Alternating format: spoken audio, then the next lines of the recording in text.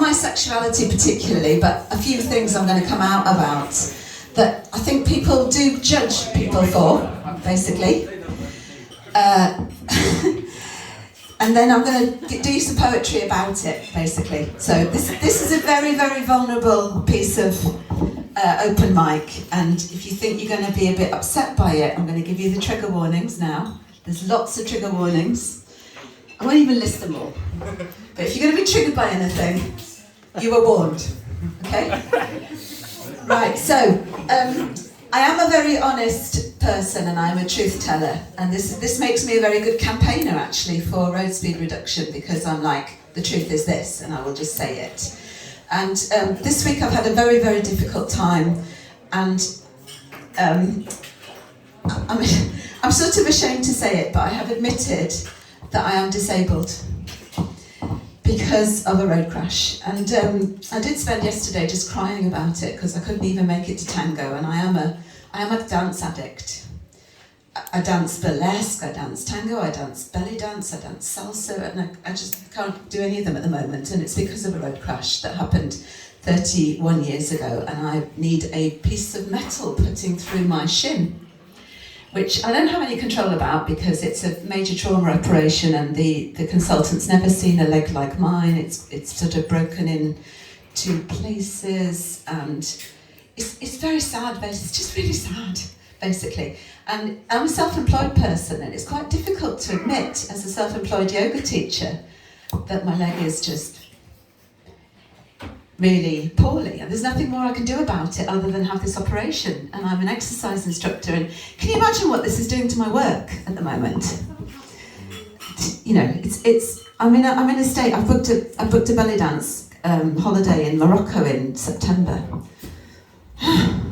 I've booked various festivals. I'm busy cancelling things because I cannot walk well enough to do them.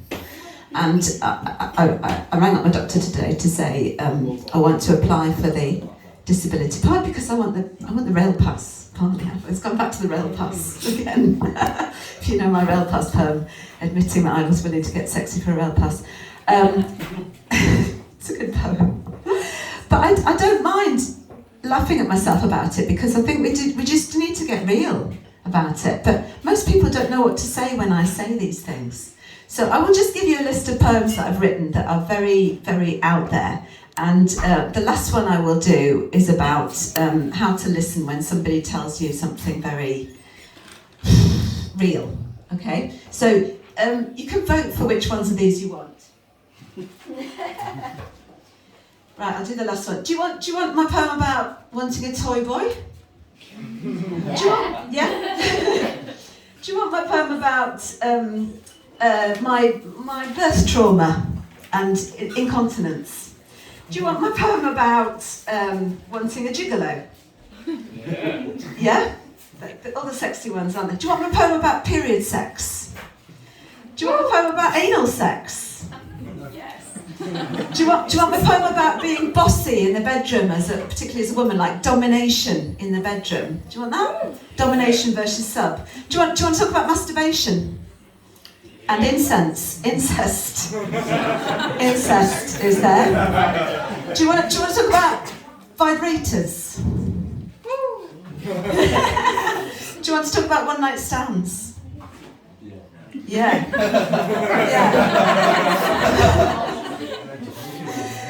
So, does anybody want to make a loud bid for one of those topics? What's the bra song?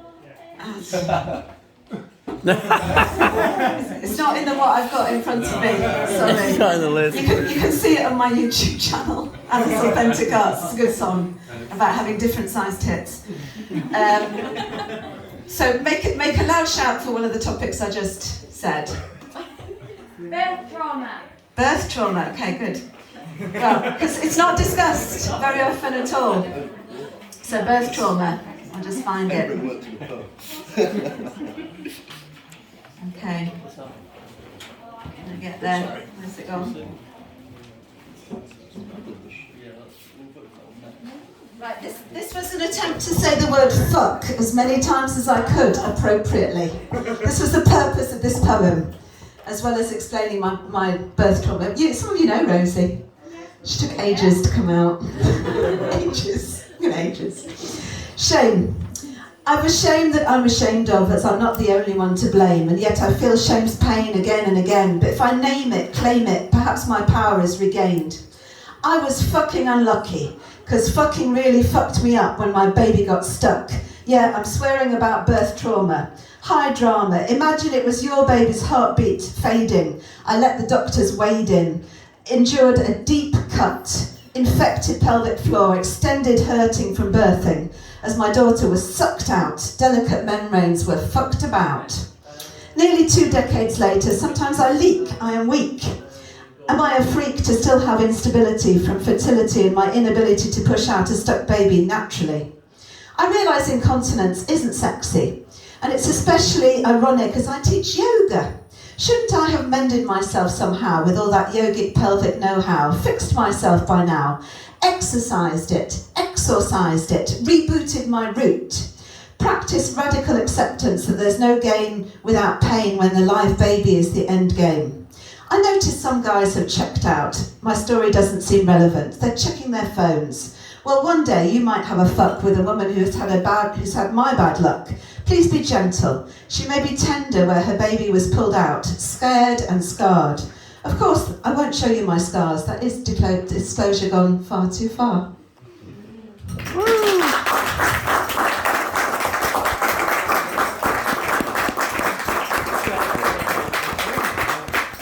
you want any of the other topics? Incest. Incest.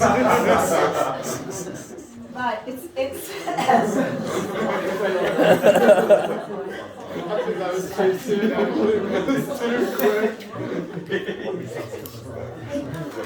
It's mentioned mildly in a poem that's mainly about masturbation.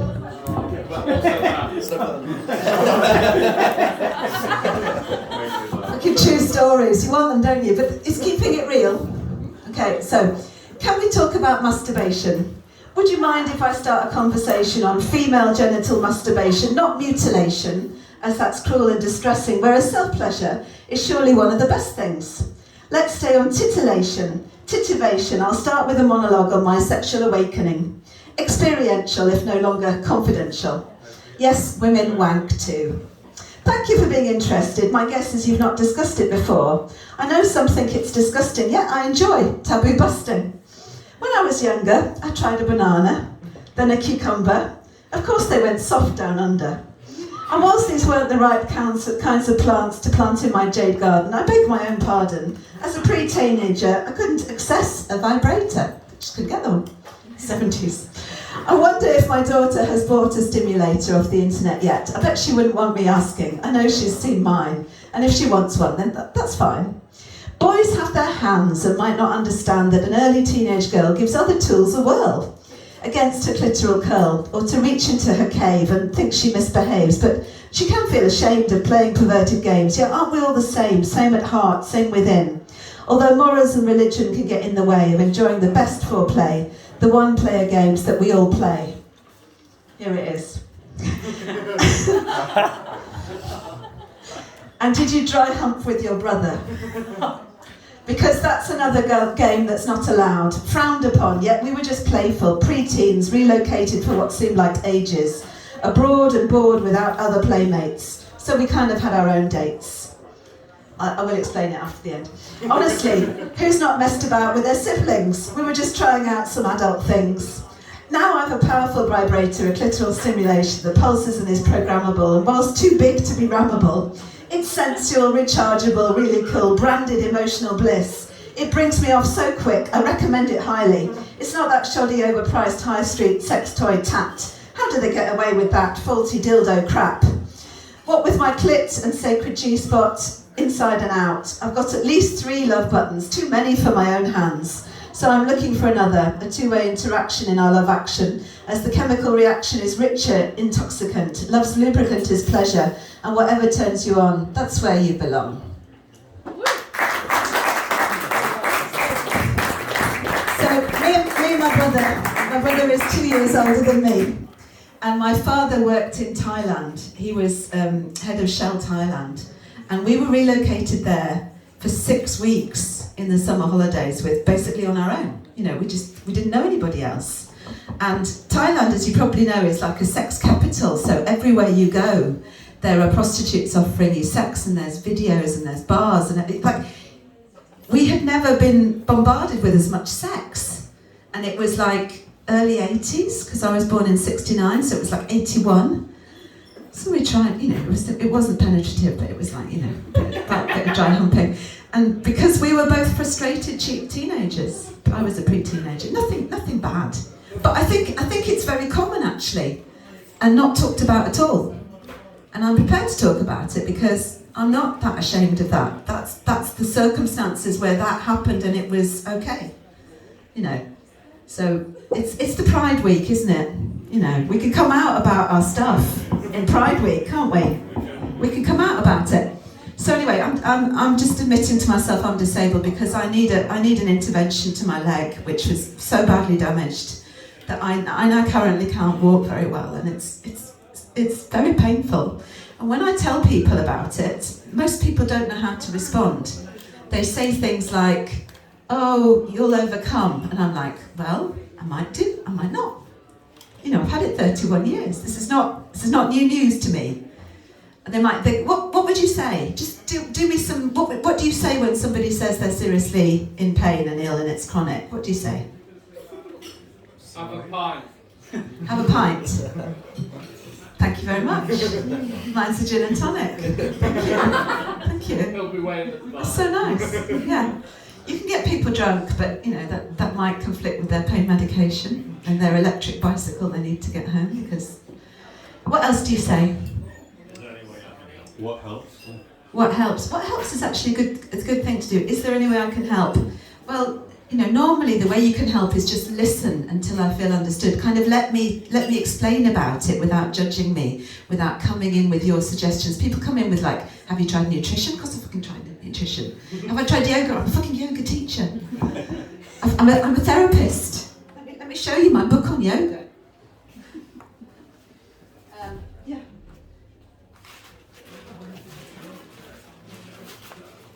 I'm the British Wheel Specialist Advisor on therapeutic yoga. I've tried yoga. Touch it. I can't touch it. Touch it's all standing. I can't do the martial arts. I don't know what it is. It's a standing martial art. Have I tried swimming? Actually, it even hurts to swim because kicking my leg hurts. I'm buying a float.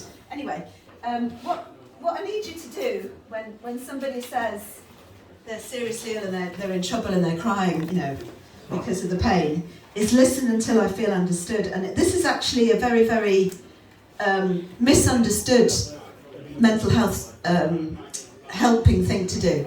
So let me read you the rhyming poem on listening, which I got from going to a relationships course that was a whole weekend with Jason Gaddis from the relationships school in America, and it cost me quite a lot of money to go and learn about it. But yeah, this is the lowdown on how to listen. Hello, how are you? Listening is not quite enough. It's tough, but the aim is to listen until they feel understood. Answering through interjections, feedback without projections, interruptions to check understanding. LUFU is demanding. LUFU is listen until they feel understood. We all need to self-express and be heard, seen in our joy or distress, be got, as that's what builds connection, attraction, meaningful interaction. Please listen until I feel understood. By listening to me and repeating what's key, I get even more clarity. Regularly ask how I feel for the real deal. My honesty, authenticity, get inside my reality. It won't match yours, how can it? Each is unique, and when I speak, I'd love you to repeat the gist back to me and raise our shared harmony. Please listen until I feel understood. Especially when I'm triggered, please be bothered. I need to share the impact of what happened that spiraled into hurt, not dish the dirt or shame. This isn't a blame game. It's a simpler equation. I'd love your validation. That makes sense. Are words I long to hear. They draw us near. Please listen until I feel understood. Before conflict arises, please drop our disguises. Reveal my surprises. Any surprises. Talk about why we're together. What the relationship's for. Our goal is to open doors to whatever we both agree is great for us as a joint we. Let's both listen till we feel understood. Agree what's mutually good, what could heal our childhood. Self-expression brings attachment, enrichment, fulfillment, attunement. If we agree you get it, validate it, and don't make my view wrong, our bonds to belong grow strong. Please listen until I feel understood. Be present and curious, listen reflectively, attentively, look at me, confirm a shared reality, check in that I agree with your summary of my story, please validate me. Say that totally makes sense when seen through my lens. Wait for my response. In my turn, don't talk about yourself, except to own your own part. We don't have to agree, you just have to see me well enough for me to see that you see me, and I feel listened to and understood. It feels so damn good. Not judging, just listening, being interested in. Witnessing takes discipline. Repeat what you've heard until we've agreed your words. No projecting, fixing or rescuing. Don't give advice or be complaining. When I am explaining, no killing my experience or forcing your defence. Active listening isn't distancing, limiting, quibbling or wriggling. Please listen until I feel understood. I care about repair and we'll more quickly get there if we're on the same page of being known to each other. When we validate and own our own part, we return to our hearts, reconnect with being lovers who work well with each other. And it works for friendships too. If somebody says, I'm in trouble, you listen. You repeat back what they're saying until they agree that you've heard that they've been heard. And then you say, that makes sense. That totally makes sense. That's what I want at the moment. Give it up for Anna. Woo!